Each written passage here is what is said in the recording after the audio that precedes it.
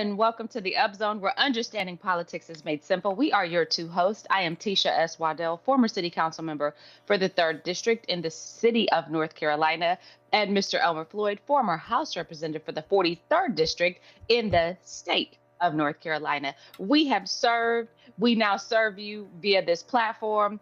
Mr. Floyd, how are you doing today as we enter into this lovely day of service to the people?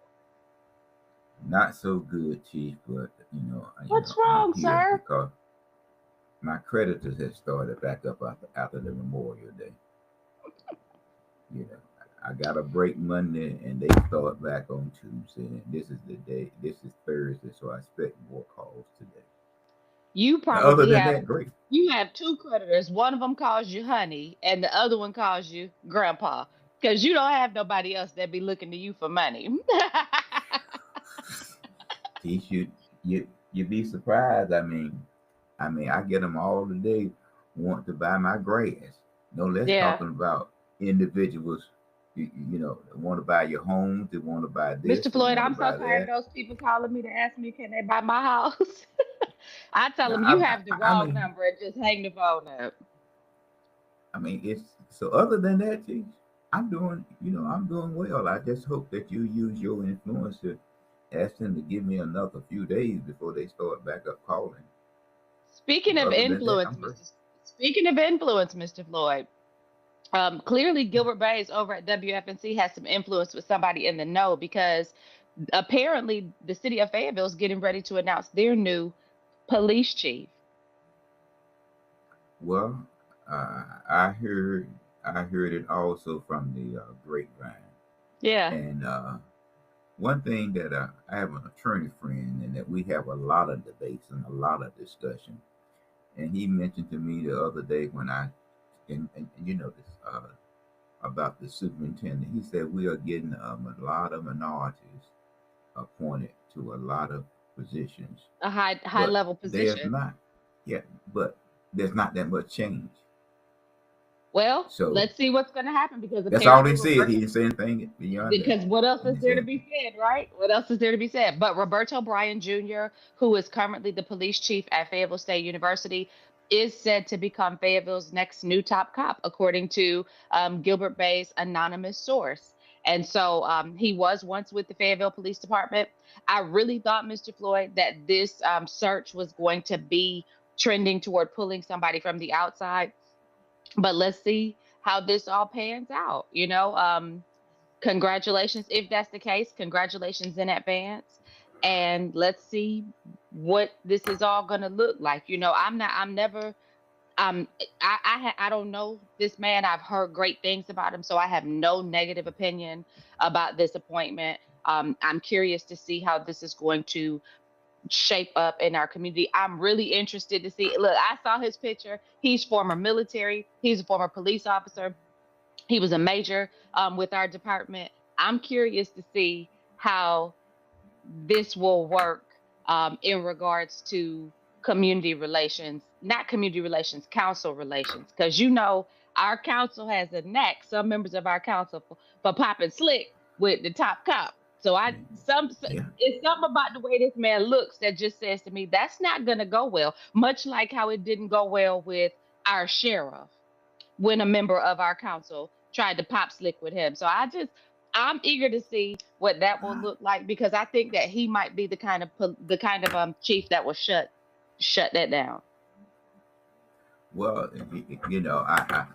I understand what you were saying, but then again, you also must understand that the chief of police is selected by the city The manager. city manager. Okay, so he works under the supervision of the city manager. The city manager work with the city council. If you And understand what I mean. works under the supervision of the city council. I understand So exactly what you're okay, saying. so don't I'll be be messing up his giving job. all this. Yeah, so I'm not gonna have one of the persons that I supervise, Talking crazy to my not bosses. being, yeah. But you see, Yeah. and that's the same thing if you notice that the county board of commissioners said when the members of the PWC board expressed that they're concerned about the not approving the zoning, he asked that we respect each other, as we carry out our administrative responsibility. Speaking of the So county commissioners, Mr. Floyd, while we're making our announcements, let's talk about this MLK stuff. So what's going you on? know, What's the 411, Mr. Floyd? I I asked you, I think it's around the fifth, somewhere during that time. Did you have a relationship with Stanley Ford or members of the And Martin what did Luther I say? King I said, well, Committee? who is that? Because, yeah, but what I want the community to understand is that the Martin Luther King Committee has canceled its banquet for the second time. They also communicated back to the county not in a good professional way. The Martin Luther King Committee has an extension until the latter part of November, and the county asked that the Park and Recreation help with the development of the statue. Now, one thing that I have learned, an organization that helped fund me, I'm not going to be disrespectful in my method of Because communication. why, right? Why would you? Well, this is you got to look at your board and your board members, whether or not they understand how relationships are maintained.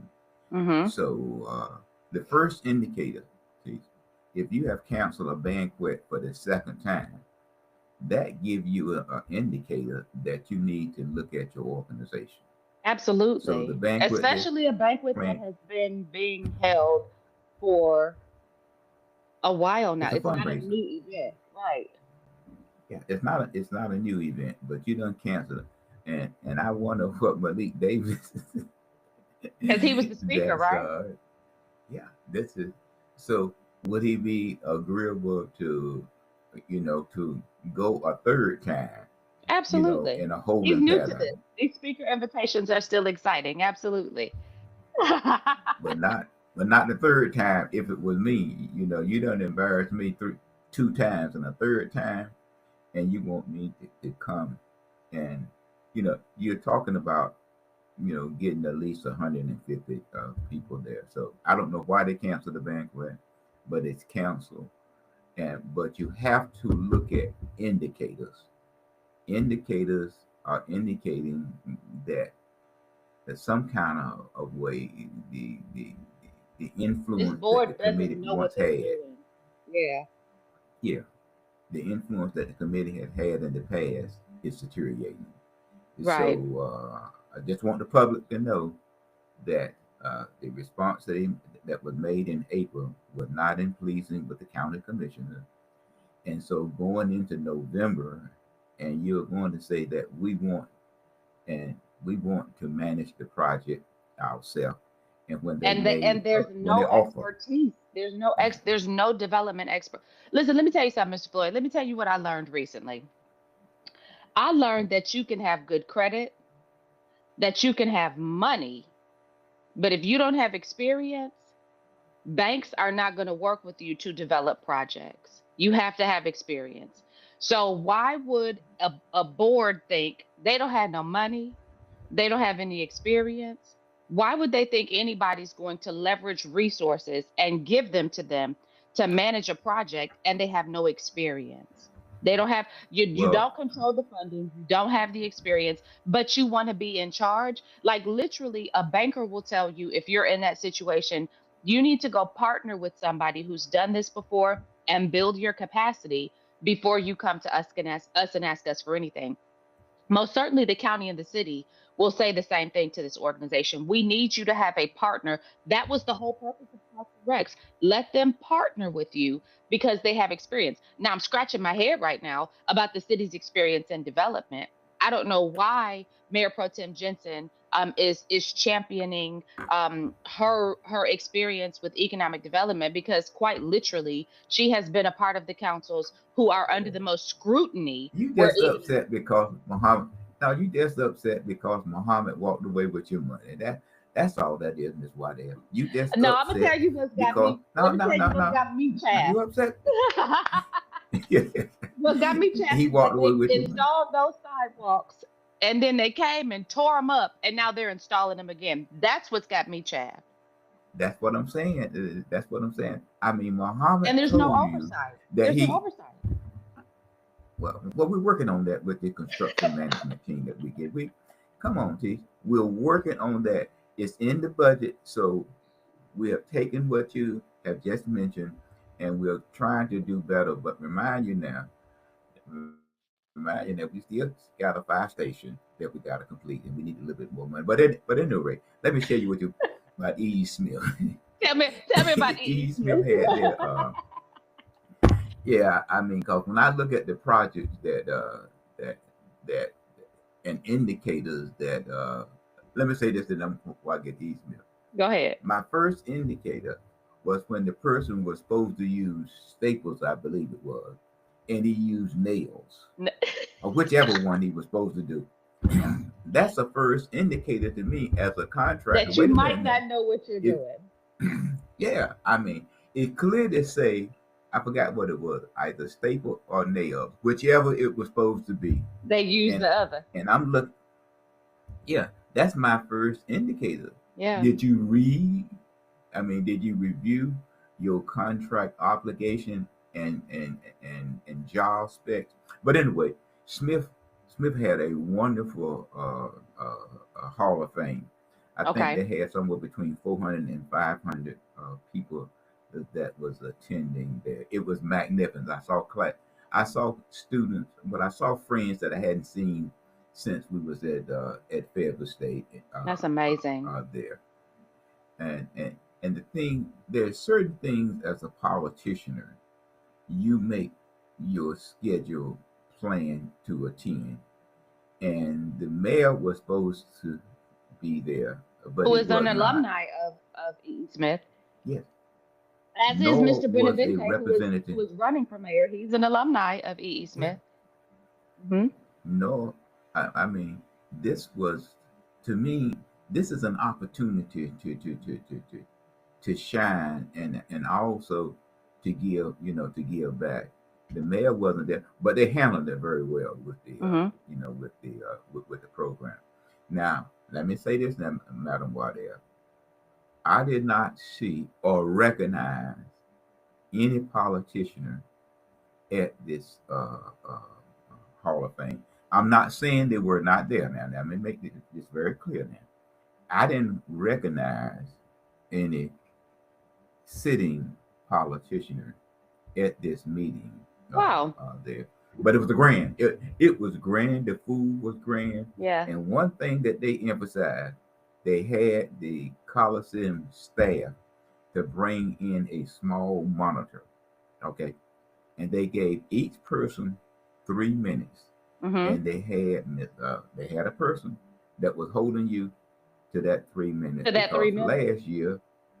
last year they were speakers, and you know what that means. But it was, 30 minutes. I mean, it was wonderful. The food was wonderful. The fellowship was wonderful. And it was something that a true politician would have shown up, you know, because of the crowd. And those persons there was voters.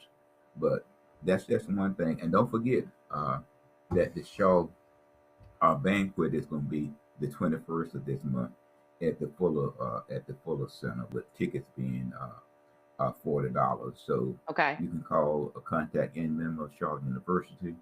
That's again a function well attended, and they raise money. I think they're over $100,000 that they have raised to help students at Charlotte University. So those Okay. are the announcement, teacher. But I'm still up. I'm still trying to figure out whether it's staple or nail that the contractor is supposed to use, and he only submit the request of the amount of work that he he done.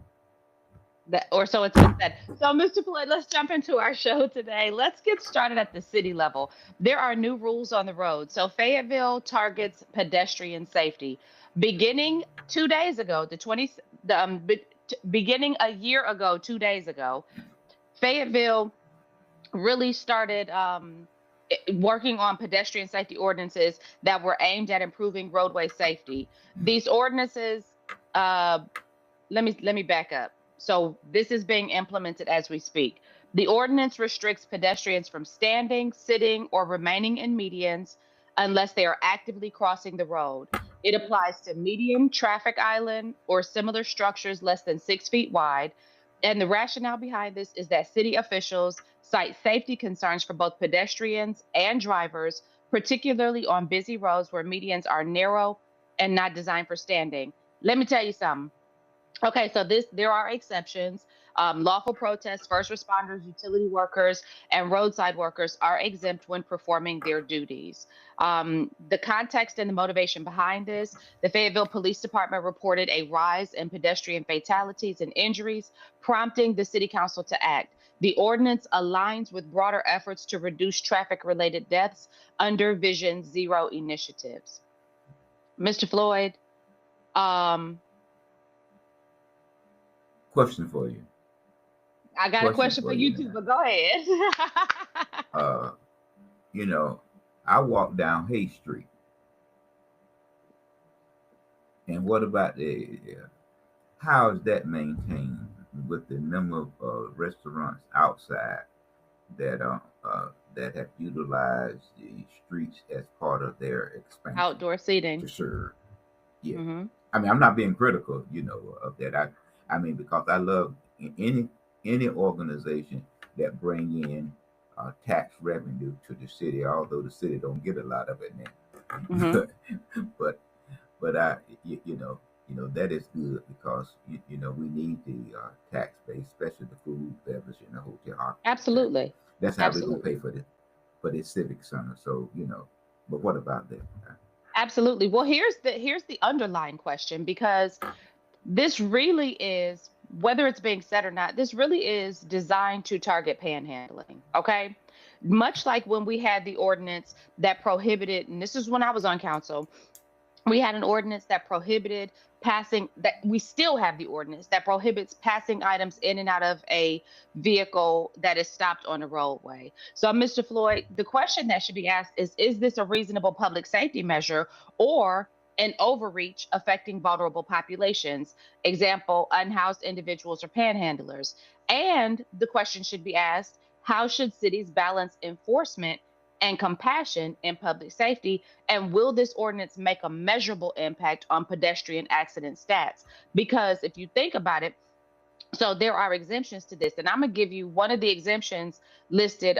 Like people that are one of the exemptions was roadside workers when performing their duties. So I don't know if you recall, but going down Country Club, a few months back, there was a worker who was out clearing the sidewalk. There were two of them. They were clearing the sidewalk. He had on the vest, the whole nine, and they were blowing, Mr. Floyd, and those blowers are loud. And when we went down, he was standing in the street, not in the middle of the street, but like right on the side of the sidewalk, and his back was facing oncoming traffic. So he was not looking at oncoming traffic. We went toward Ramsey Street. We're down that way for about a half an hour, came back up. And when we came back up, first responder vehicles were all over that area. This man had been hit during the dispatch of his job. So this is what I want to say to the Fayetteville City Council. Y'all keep making ordinances that are not really doing what you're trying to get them to do. You guys are not, and I understand you're trying to find a fix, but you got to be more thoughtful about how you execute these ordinances. And then not only that, but if your real objective is to reduce panhandling, which I can appreciate, and you don't want to come out and say that, okay, fine. But then enforce the instead of making new ordinances, enforce the ones that are already on the books.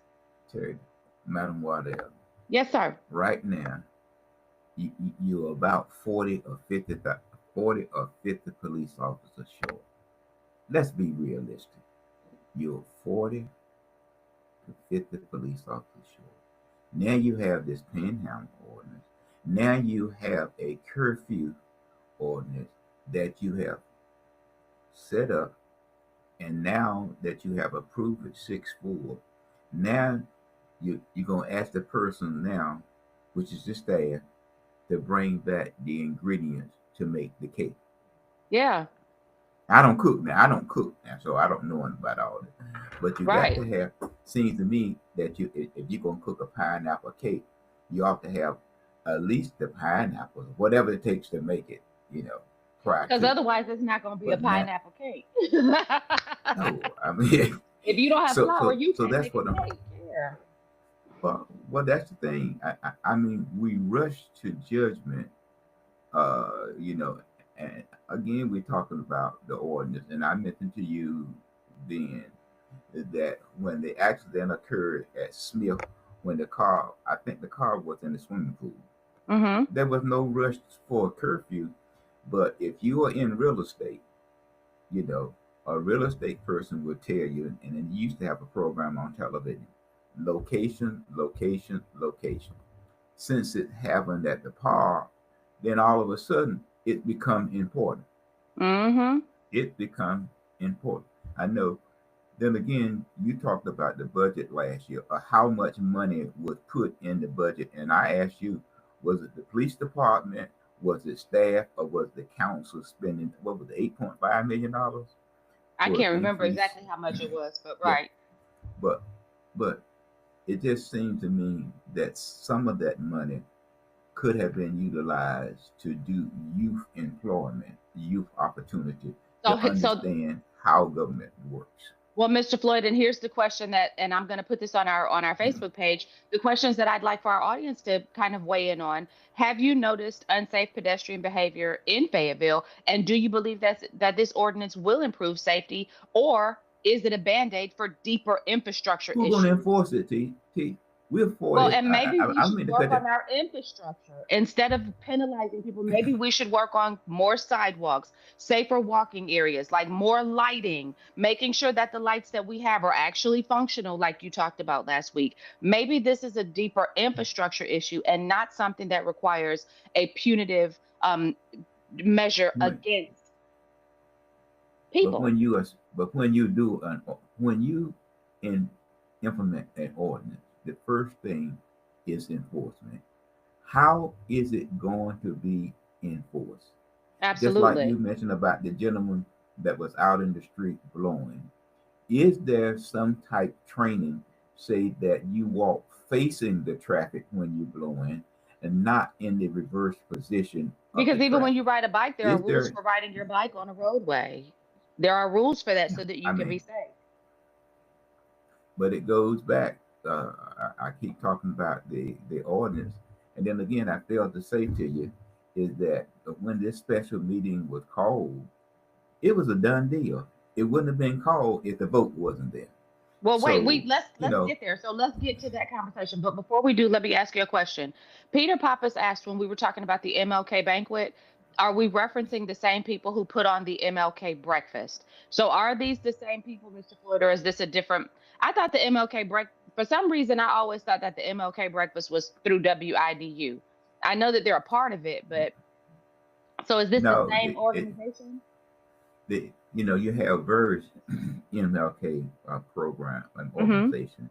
Now, the MLK breakfast that's held on the third Monday in January is done by the Cumberland County Ministerial Council.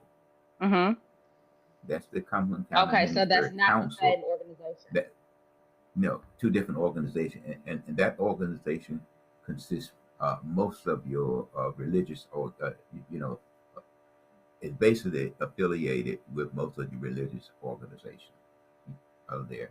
The MLK committee is a committee of local residents that are appointed by the board of directors for a period of 3 years, and you know some of them have been there for perhaps longer there. So it's two different committees there. Now WIDU help do the publicity That's what I of thought. these Okay. programs are there. Yeah, yeah.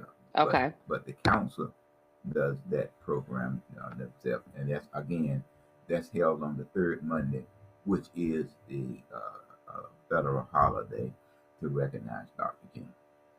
Okay, got it. So now, Mr. Floyd, let's get into this other conversation about. Let me make sure we're not jumping too quick. Yeah, that's where we are now. Let's get into this curfew controversy. So Fayetteville clamps down on youth nighttime activity. The Fayetteville City Council passed the youth curfew ordinance with a 7-3 vote, despite public concern. I thought it was 6-4. I thought it was a 6-4 6-4, the vote. last one, 6-4. Yeah.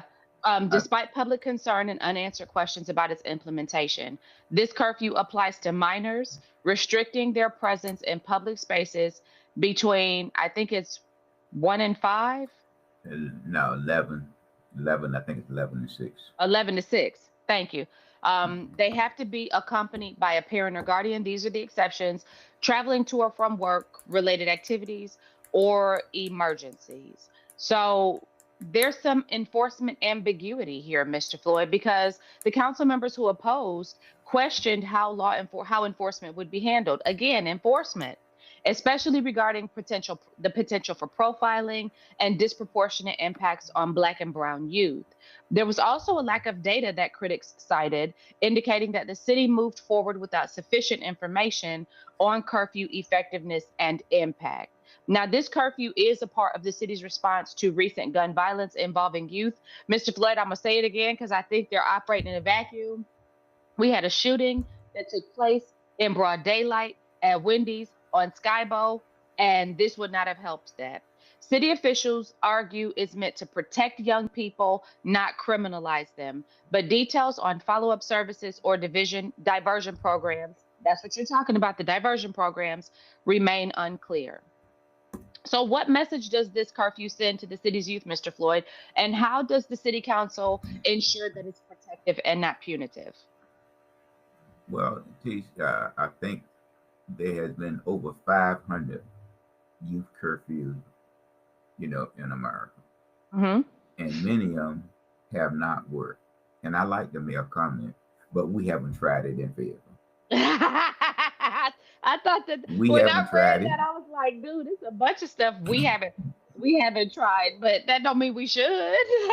Yeah, we haven't tried it in Fayetteville. So, but Oh, we're patterned it after Charlotte ordinance. And the thing that what we don't understand is that first is a warning, and then there may be a citation. Second, a parent who is already underemployed, underemployed, may be fined with a class 3 plus $500. Okay. And then again, now, if I'm out here trying to work 2 jobs, right. okay, and I ask my kid and I plead with my kid to stay in the house. Come home. Now I'm trying to Yeah. take care. Yeah, I'm trying to take care of you know of my family. Now, the point of question of it is, where is my kid? I'm at work.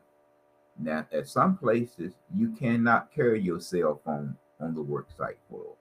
Right. Okay. So, so now where would my kid be housed? Would it be housed in the police department, social service department? Now, between 11 and 7, that kid might want a snack.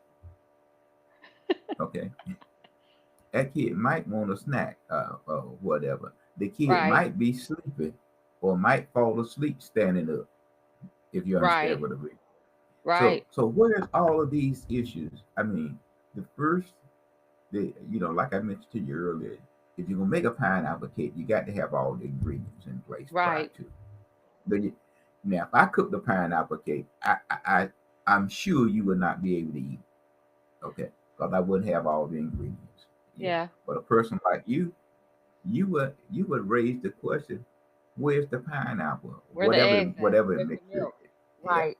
And I yeah. think that's what we heard those four in opposition doing. They were asking and it's not that they were in disagreement that something needed to be done, but they solidly felt like we don't have enough information to be making laws.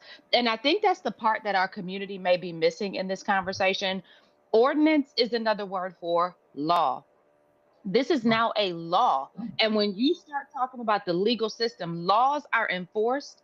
They are enforced by the police officers, and then they are punished. It is punishable by sometimes jail. So we're not talking about this is just something that they've come up with as a cute fix. They have enacted a law that carries a punishment with it. And that punishment could follow not only these kids but these parents indefinitely. And Mr. Floyd, the issue that I have is exactly what you were just talking about when you mentioned what about that parent.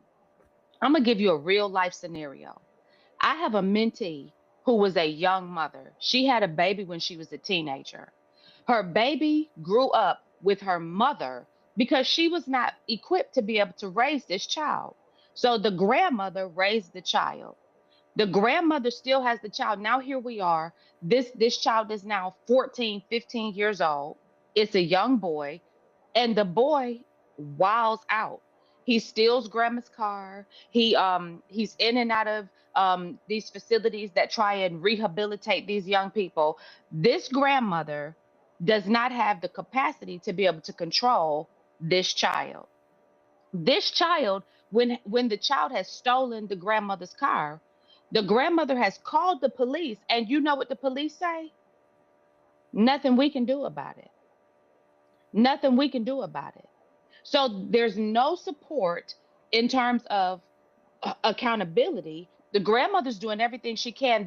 The mother has partnered with the grandmother so that they can try and find resources to rehabilitate and try and work this out. But some kids just do what they want to do no matter what you do. And it's not even a matter of you're a bad parent or you're an absent parent. It's some of these kids just really test the boundaries. They push every boundary.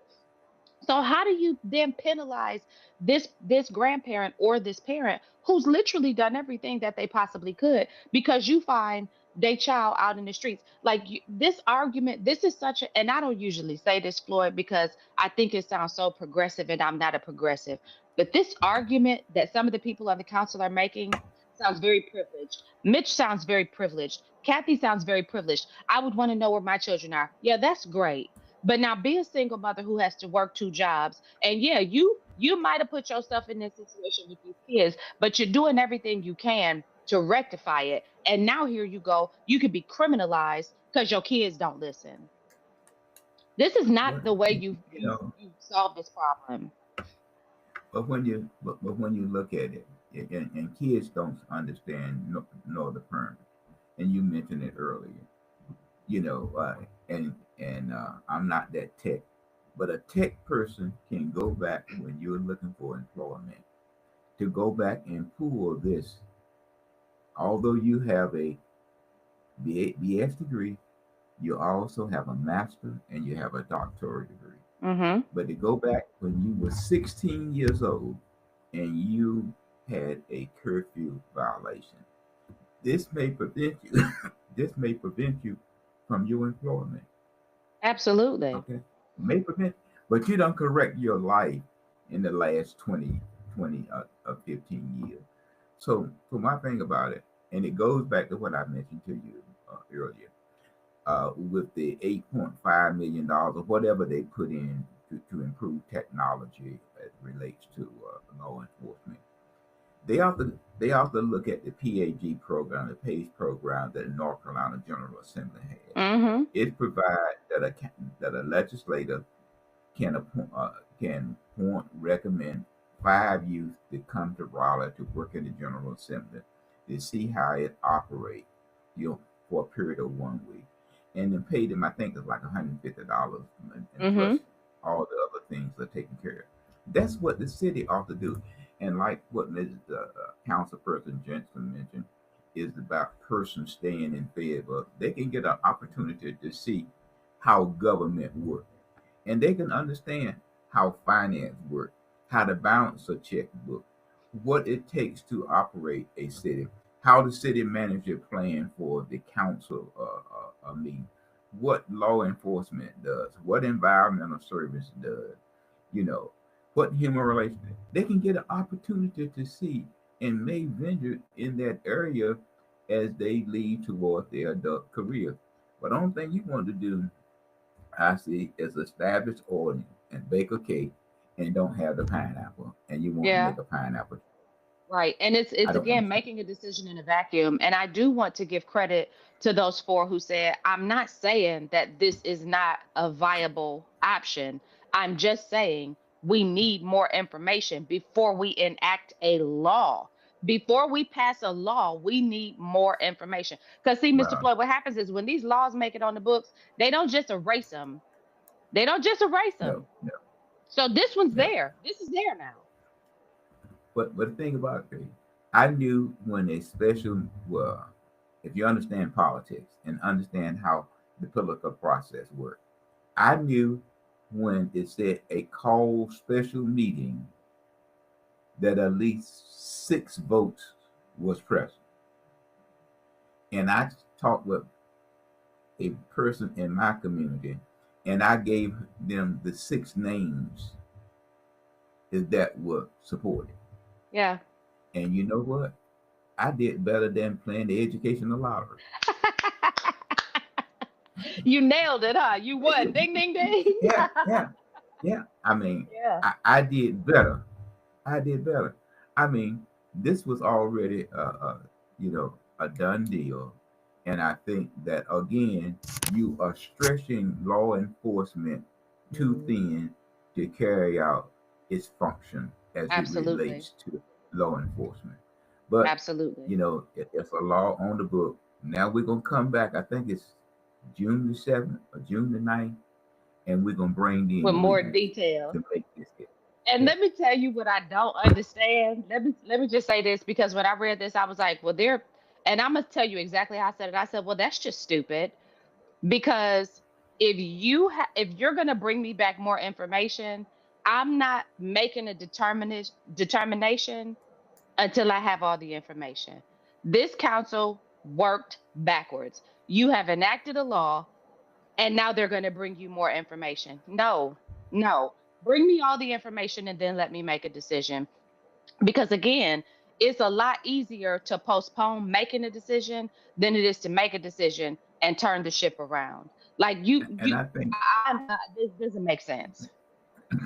I think that Council Member Green said, "What's another 13 days?" What's another 13 days?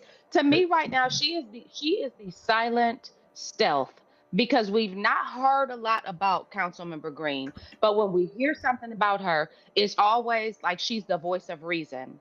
She's always Yeah, making sense when she's making a comment. Like I really want to see what her next term holds for her. I hope that her district sends her back. I hope she runs again and that her district sends her back because I think term 2 we're going to hear a lot more coming out of her. I think we're going to see a lot more coming out of her. But Mr. Floyd, let's shift gears. Cumberland County School District has announced their that the hiring of their new superintendent. Their superintendent is slated to start on July the 1st, and his name is Dr. Brian Edkins. Dr. Edkins follows the retirement of Dr. Marvin Conley Jr., who, by the way, I just love to pieces. I'm a Dr. Marvin Conley Jr. fan. I think he's a believer, and he just brings that energy to the table in every interaction, and I just love that about him. I hope that that Dr. Edkins understands he's got big shoes to fill. Well, he comes in with an impressive resume. He most recently served as, I think, the assistant superintendent for student support services in the Durham Public Schools. Is that correct, Mr. Floyd? there and right now he is. Yeah, right now he is the superintendent in Johnson County In now. Johnson County. Johnson County now. I repeat now, Johnson County. Why is that significant, Mr. Floyd? That's somewhat that's somewhat a unique county. Explain Okay, that. Help our audience understand that. for its political, it's a unique county, Okay. And what's their tier and it's a designation? Are big they community, and it's a big community of Raleigh. and they have more resources. They've got more funding, right? Well, no, no. I mean, they are growing by leaps and bounds because the distance between Smithfield and Johnson County is not that great, and you have a Hmm. lot of people that's living there. And the county is a red county. instead of a blue county. Which And comes with a that's different level of support with this administration statewide. yes, Absolutely. yes. He does have over 25 years of experience in public education. He's known for a focus on student equity, mental health support, and strategic school improvement. The board praised his leadership background in diverse school systems and track record of collaboration with families and community partners. The search process was nationwide and competitive, reflecting the importance of the role during a time of shifting educational priorities. So, Dr. Atkins steps in during a period of budget constraints, shifting enrollment numbers. We talked about that a couple of weeks ago, ongoing post pandemic academic recovery efforts. And we're interested to know how his experience in student support services and as the superintendent in Johnston County will translate to his district wide leadership here in Cumberland County. And we want to really see from his perspective what he believes are the top three challenges that await him as the new superintendent. Mr. Floyd, if you had to make a guess at it, in what ways can his leadership change or impact what we're seeing at Cumberland County school districts? Well, hopefully, hopefully, I think we have 19 or 17 schools that are not meeting standard. Mm-hmm. He he he he sort of elevated that in Johnson County Mm-hmm. there, and I hope that he bring that same skill set to Cumberland County to bring those schools up to standard there. I'm sure that he has the administrative skill because he had worked in all levels within the school system. Mm-hmm. So I think that it would be a fit. And the thing about it, uh, I'm a person that I would just like to see his salary and his contract to to see that if the school system, if he is too aggressive for the board of education, that he has a meaningful contract when you're working, with certain boards and commissions. If you understand what I mean. Mm-hmm. I don't, but I think I do. Yeah, I think I do because because I see sometimes you what you're may be saying over aggressive. Yeah, you may be too aggressive than what the board wants. in terms of So your pay therefore, that comes compensation. no and moving the schools, moving the system forward Okay. to make the necessary changes. Because let And me then tell you something, sometimes, it requires a shakeup. When you come into a system that's established and you are dealing with, and I learned this firsthand when I went into the Fayetteville City Council. When you come into an established system and they have a status quo or the way that they do things, and you come in and you see where there are things that need to be shifted, it is it creates combat, and you make enemies it does. without even trying to. Well, yesterday, as an example, yesterday I did something, and I usually talk with the young lady when I do it. And when I walked in, I noticed that there was a concern on her face uh, there, and something had happened. I'm not going to be too specific. Something Right, had right. happened, and I was attempting to pay a bill. She said that your I can take your check, but I can't put it in the system. So my question was why, and she explained to me why. But I'm looking at all the other persons, in that work site computer was on.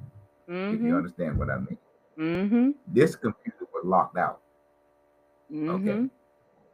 so that was one way the system was addressing her.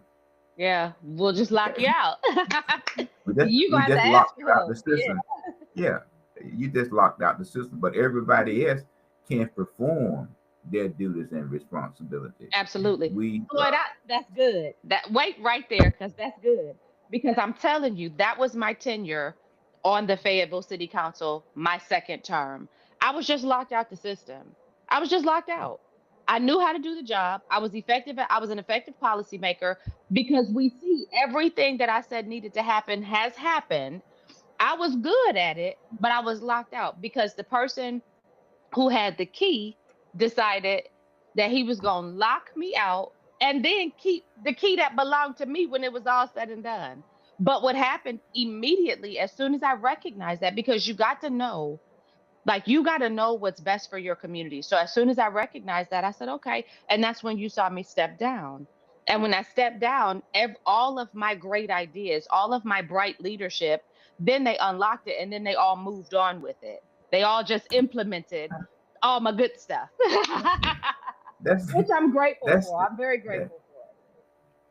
But this community that I've seen, and I've been here for some time, we are a community that is easy to be manipulated. You say that, but Floyd, I'm gonna say this, and I do agree with you to a huge extent. I do think though that we have enough voters and I'm gonna just talk about in my district. I think there's enough voters in District 3 that can smell boo boo and know it's boo boo, that they don't have to keep stepping in it and wiping it off and looking at it to know that's what it is. I think there's enough experience, and I think people are starting to wake up. I do, Floyd. I'm optimistic for the people. I'm Geez, that you optimistic. have gave me a laugh. You have gave me a smile I this think morning. they support. I know when we look at the mayor, I know we look at him and we say he's proof that people like being bamboozled. But I think when they keep voting for him, it's because they really feel like they don't have any other viable option. Like, I See, think if he we runs right vote now, for people. I'm saying no, no. We vote for people that we like. We don't they care if don't you even, don't do yeah, but they don't nothing. even like him. Like, they really don't. If you, Don't Mr. make any Floyd, you difference, be in T. these If rooms. we like you, if we like you, T, we'll vote for you. We don't care if you don't do anything for us because you razzle and I dazzle don't us think with they even like conversation. him though. I'm listening to this. They don't even like him. They just don't like the other people It more does, than they T. don't like him. They they like I the think that's going person. to be We don't Kathy's care. challenge. If he runs, I think that's going to be Kathy's challenge, is that they like her less than they like him. So it's not that they Well, love Mitch, it's that most of the people here, let's be real, Floyd, our voter demographic is older and black in Cumberland County. and that's what the Older. mayor. That's what the mayor relies on. That's what But the that's mayor because does. he understands that when somebody Caucasian runs against him, he knows that inherently the ingrained concept in an older black person's mind is you can't trust this other person over this person. Even though this man has proven to us time and time again that we can't trust him. But we'd rather But take see, our but we chances with like him. it doesn't make any difference. T. It does. Well, I tell you what, T. I tell you what. I Tell want me you to what, sir. ride with me after we get off the. I want you to ride with me, and I mentioned earlier about what my lawyer friend mentioned earlier about we have all these black people in key positions. I want you to ride with me on Murchison Road, other than Fayetteville State University on Yeah, Silver Plant Drive, where they are building their student wellness yeah. center. Show me, show The me, economic show me development. any economic development in the Murchison Road Call. And we got 8-2 on the council, and we are talking about infrastructure. We're talking about job creation and all of it. Well, Floyd, they Show need me, me back. please. Look, they need me back because you see what's going on in District 3. We getting our sidewalks. Our streets need to be resurfaced. It's time for somebody to step in and start fighting for our streets to get For resurfaced what? because For our what? streets are raggedy. You have, and show me one count. Show me where have your council member met or spoke with the Fayetteville Metropolitan Planning Organization and said that the area that you live in, the traffic pattern require an existing widening of the road, not two traffic circles. Mr. Floyd, Okay. I'm I mean, come outdone by on. that. I'm outdone now that I'm outdone by because that wasn't the plan when I left. But let me say this. Let me say this. I will say this, and I mean this when I say this. They need me back. They need Yvonne back. They need a Jim Arp back. We need a Jim Arp back in that seat. We need, and what district was he? I think he was District 5. Who's in District 5 right now? I don't know who this Oh, that that's is. So Lynn. Lynn can stay. We like Lynn. She don't have to go nowhere because we like We need somebody else in DJ seat because DJ, he really proved in this last term that DJ is about DJ. Now he play a good game when it come to let me make sure my people's trash gets picked up. Let me make sure they get their stop signs. But he is about DJ is about DJ, and we saw that with this lawsuit that was leveraged Now, against him. here we go again. You just mad. Excuse me, Madam Waddell. You just mad because after the conversation, the gentleman said to DJ said to the gentleman, "I want you to talk with my attorney, which is Jonathan Charlton." Come on, Teach. The man has a right to have an attorney. Just so having he has a relationship with members on the council. I mean, that's just Listen, and I'm politics. gonna say this, and let me say this, and I'm gonna say it with my chest. We need Shaquilla back because we need people who push back against this stupidity and stand up and say this doesn't make any sense. We need people who are willing to lose their seat to fight for the people that they serve. These are the people that I Teach think that we ain't gonna need here. teach. You can ask the chairman of the county board of commissioners, and you can ask the person that's sitting with you today that fought for their community. And you know what, Teach? The community, I know you had that. Listen, that governor came in and was like, "Swoop, swoop, swoop." yeah, told this community when Yeah, the that ain't what governor you comes want. in and tell you a community, a community of who he wants to serve him, not who you want to serve you. Yeah,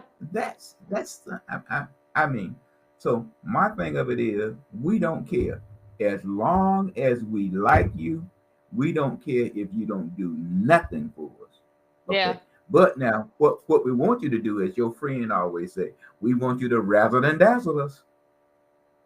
Okay. yeah, Your friend Archer, your friend Archer that said to you, that's what we want as a yeah, community. That's what we live by. How well you can razzle and dazzle us for its communication, not delivery of services. You yeah. know, again, I asked you earlier, in 2 years, what has been done in the 301, which I consider is Murchison Road? Yeah. Okay. At Look, the far Fayetteville end of State's that, chancellor is killing it. He is killing it. well, that's I Fayetteville know. State. I I mean, know. And but Mr. we Floyd, do you remember criticize how him when for he having a first came in, relationship. and do you remember when he first came in, there was supposed to be a collaborative economic development project where they were going to do the senior center and they were going to collaborate with Fayetteville State. And then Mhm. Fayetteville State's chancellor came in and said, no, thank you. And then went on about his business and has been killing it ever since. I want to hit on something before we get out of here today because it speaks to what you've been talking about a lot. And it's the toxic trash article that we've got going, where Robeson County landfill sparks environmental health debate. So there's a proposed landfill expansion in Robeson County, and it's raising some major environmental concerns. The site is located just outside St. Paul's near the Chemours plant, which is also a major pollutant in our community. And the advocates worry that the landfill could increase PFAS contamination in an already vulnerable region with a history of polluted water supplies. The community health impact is really being touted. Robeson residents are already facing environmental injustices, which is one of the terms that you have used a number of times for the 301 area. They're voicing concerns about long term health impacts and lack of transparent oversight. Listen, the North Carolina currently has limited restrictions on PFAS and landfill leachate, leaving many questions about how this waste will be managed safely. And the community pushback is growing there, Mr. Floyd. Their residents and environmental groups are organized to demand independent water testing, stronger landfill regulations, public hearings, and accountabilities. And the officials say they're reviewing the proposal but haven't made a final decision. To your credit, Mr. Floyd, Robinson County is a predominantly rural, low income, minority community, often described as being on the front lines of, here's your favorite term, environmental racism. So That's that's the what, problem. go ahead. No, no, you start to say something. Yeah, I was going to say, what role should environmental justice play in landfill siting and approval? Well, you have to look at the electoral process. Okay. And that's the key. Though we may be the majority sitting on that board, okay, we may be the majority, but the outcome, you know, don't favor the constituents that you serve. Mm-hmm. Okay. As an example, let's leave Robertson County and come to Cumberland County. Right Yes. now, the county want to buy the city landfill to Mm-hmm. dig it up, repackage, put it back in the ground, so we can increase the lifespan of Fayetteville by 20, their landfill by 20 years. Sampson County the same way, and most communities allow other communities to bring their trash to their community to dump their Mm-hmm. trash. So when we look at our community over there by Faith Block Company, there, that community used to be a community some 20 years ago. Mm-hmm. But today it's prime for an environmental racism community because Mm-hmm. no one is going to build by a trash dump, and then it will allow that land to be the landfill to be expanded to take care of that area. So I think the article that I read about 84% of the landfill that are being built in America are built in low income communities. And who Mm-hmm. approved it? Is we sit on these boards. We approved it. So if they want to expand the landfill here, just like they want to do in Robertson County, Sampson County, all these others, believe me, that minority representative is going to be in favor of that landfill be erected. Though the people that he served, and he wouldn't be on that elected board if it wasn't for those minorities who elected him or her to trust her or him to operate in his or her absence. It would be there. Absolutely. So, Absolutely. so I know it's time for us to close, but it Well, just goes to show you. let me ask you one more question, Mr. Floyd, before we close. This power shift with North Carolina's election boards. Tell the people about that real quick. Well, I think it was last December, whenever the General Assembly extended for just about a whole year. They didn't adjourn, Mm-hmm. and during that process, they elected. I mean, they passed a statute that allowed the board of it. I mean, that allowed the auditor to oversee the board of election. Mm-hmm. Now, that may not have taken place with the board with the auditor, but the Democrat Party did not give Holmes, who lost by 2% point, an opportunity to get some of that. I think it was 49 $39 million PAC money. Mm-hmm. Now we are complaining about the appointment that he made, and she didn't get an opportunity to speak. But we didn't fund that position. Not we didn't give that person any money to to to campaign in 100 counties. So now we are complaining. We Right. should have funded. We should have funded her position. Perhaps that would not have taken place. And my last thing, Teach, as we the don't forget, the House has appointed its budget. Now have approved its budget. We didn't do well as Cumberland County. Now it goes to a conference committee. And I just say to you, once we get off the air, go in your corner and uh, and make a silent prayer. You said cross. You said cross your eyes, your fingers, your toes, your elbows, Everything, everything, everything. and go in your closet, and pray, because you don't Mr. know Floyd, how I it's gonna look when they come out. absolutely. I will say that somebody did reach out to me. I'm not going to say any names, but they did express to me that it does seem that Mitch is trying to build a council and he's trying to sort of pull together who may be running and who may not, which might be an indicator that you were right last week and I may be wrong and we may see his name on a ballot. I still don't, I'm not convinced, but I think when you start having a seated mayor looking to see who's going to be in these positions and trying to turn over See, some seats, then you definitely have an indicator. Madam Waddell, it's hard to give up. As an example, the curfew is an example. It's hard to give up that power. It's hard. Yeah, yeah. God Well, it bless will you. be interesting. It will be interesting. Yeah, and that's Mr. Floyd. What you want to leave our people with? My dog, my dog, my dog. If you carry a bone, He He'll truly will bring bring them. you. Absolutely. So have a And I will wonderful week. I will echo your sentiment. God bless you all. God keep you. That is my prayer for you. Listen, know who you serve, or you gonna end up serving the wrong master. And that's just that. Look, make sure you like, share, subscribe, follow, tell a friend to tell a friend, and we will catch you on the next episode.